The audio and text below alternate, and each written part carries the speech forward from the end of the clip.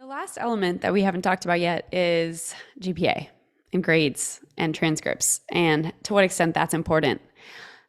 Um, how, what are your comments on that? How important is your Let me be GPA? glib. I don't think it's very important at all unless you've done miserably. Really? Yeah. Okay. Because of grade inflation. The truth is that 80%, I'm making this up, almost everyone who applies is at least a 3.6. And there's lots of 3.9s. And everyone says, I can't believe I haven't gotten interviewed. I got a 3.9. Well, 500 other people interviewed are applying with a 3.9. So, there are some universities, colleges in the United States for whom you have to work real hard to get lower than an A minus.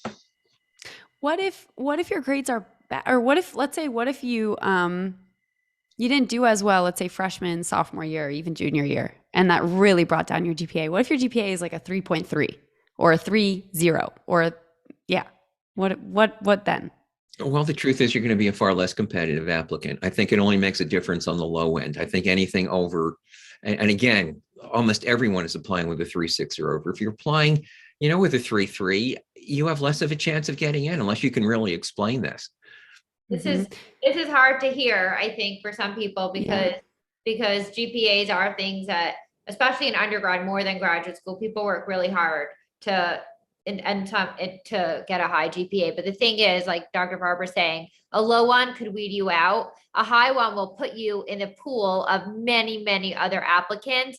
And that's also a lot of the people applying. It's not just like everyone's applying to doctor programs. People that have good GPAs are often part of this 500-600 application pool. So you're not standing out with a high GPA, but you're standing out with a low GPA. Exactly.